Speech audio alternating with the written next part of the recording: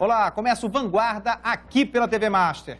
Ele é fotógrafo, lutador de MMA e está com um projeto fantástico aqui no Brasil sobre sustentabilidade. A gente vai falar sobre isso tudo com Márcio Ishizuka.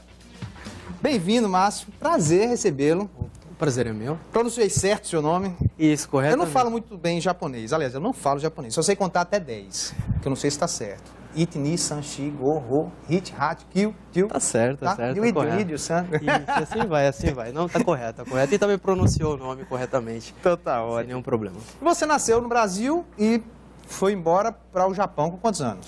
Isso, eu nasci no interior do Mato Grosso, em Rondonópolis. Aí morei a maior parte do tempo em Cuiabá e fui para o Japão com 15 anos de idade.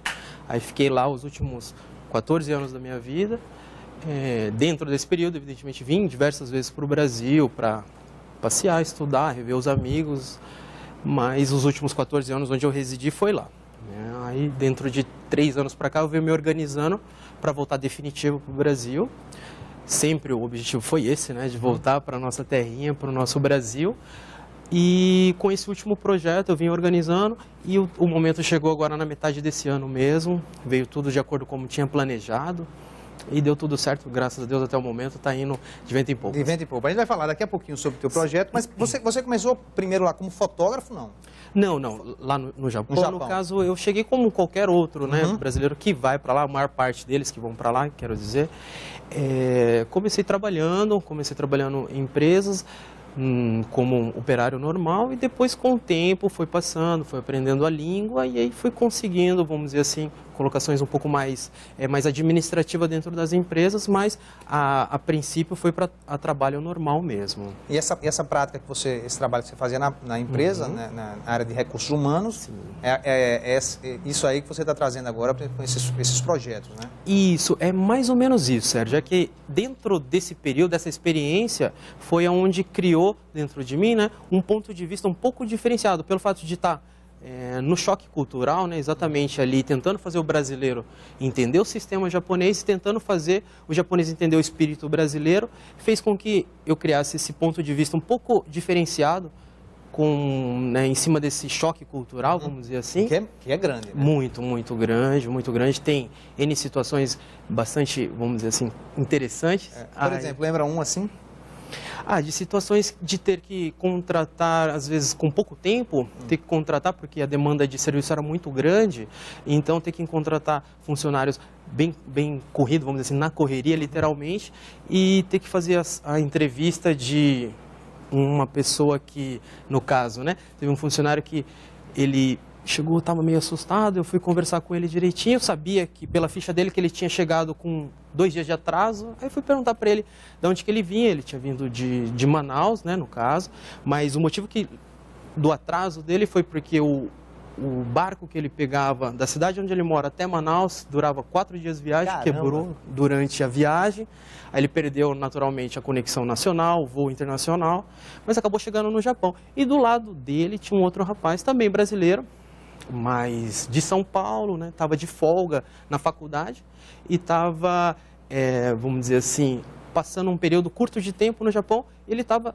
quase já terminando o curso de economia na USP, né? Então, teoricamente, tecnicamente falando, eles dois são brasileiros, da mesma pátria, mas são seres humanos completamente distintos, né? Então, o Brasil possibilita isso. Então, eu trabalhava, vamos dizer assim, tentando fazer essa adequação do brasileiro para trabalhar nessas empresas japonesas. Mais próximo com a cultura japonesa, seria mais fácil de se adaptar, então. Exatamente, com certeza. Tá certo. Vamos fazer o seguinte, tem uma foto aí desses 2 projetos, que inclusive você faz palestra, né, sobre esses assuntos, que eu achei bem interessante.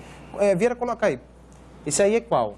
Bom, esse daí é os detalhes que fazem a diferença. É uma palestra, um projeto que eu tenho, né, que eu venho elaborando já fazem nos últimos 3 anos, que eu venho só me aperfeiçoando tanto na fotografia, porque eu acho que o grande diferencial é que as palestras elas são monitoradas com fotografias de autorias minhas, feitas no Japão, né, nos últimos 3 anos basicamente, e essas fotografias não só arrematam, trazem a ideia, mas facilitam a compreensão para o interlocutor, né, para as pessoas que estão participando da palestra, e os detalhes que fazem a diferença, ele é mais voltado para os detalhes sociais, educacionais, que explicam, no meu ponto de vista, Sérgio, o porquê o Japão é esse exemplo de desenvolvimento social e econômico. Que pontos são esses? Que detalhes são esses que faz o Japão?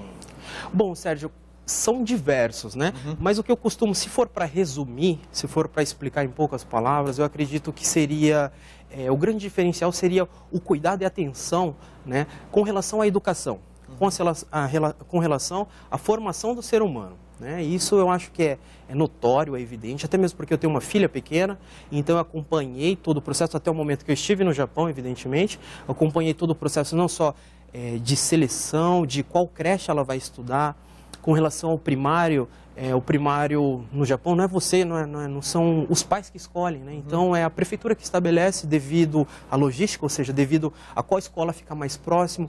Isso por quê? Porque os jovens da primeira à sexta série do ano primário, que o primário começa a partir dos 7 anos de idade no Japão, eles vão sozinhos para a escola, né? Então eles vão caminhando até a escola.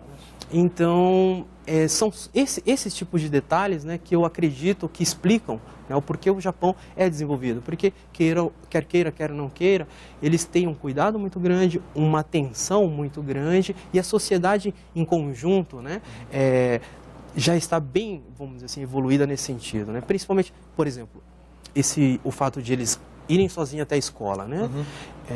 A criança da primeira série, elas têm um diferencial que usa um bonezinho amarelo, um plástico envolto, né, por cima da bolsa, e teoricamente todo mundo que vê ele na rua já sabe que é uma criança que está começando, é o primeiro ano dela.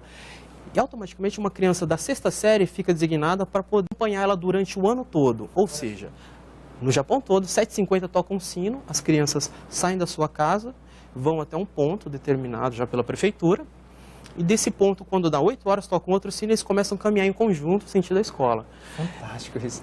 Faça chuva, faça sol, eles vão dessa maneira, dessa forma, e as crianças do primeiro ano têm o cuidado do sexto, isso automaticamente assegura a criança do primeiro e já designa um pouco de responsabilidade. Exatamente. Desde cedo. Então são detalhes como esse que explicam, né? Tem outros detalhes, por exemplo, as próprias crianças do primário é quem fazem a manutenção, vamos dizer assim, escolar, no sentido de limpeza, eles que limpam o banheiro, né? Eles que limpam a sala de aula. Há um rodízio de ajuda na cantina, na fazer a merenda, porque a escola é período integral, então tem que se almoçar lá. Então, as crianças, desde as mais novas até a sexta série, eles vão, né, ajudar na confecção dos lanches, da refeição. E eu acho que desde cedo já forma. Então você vê um posicionamento com relação à educação, literalmente a educar. Aqui no Brasil a gente tem um conceito de a educação vem do berço, vem de casa. Eu acho que é um pouco relativo, né? Exatamente, é um pouco relativo.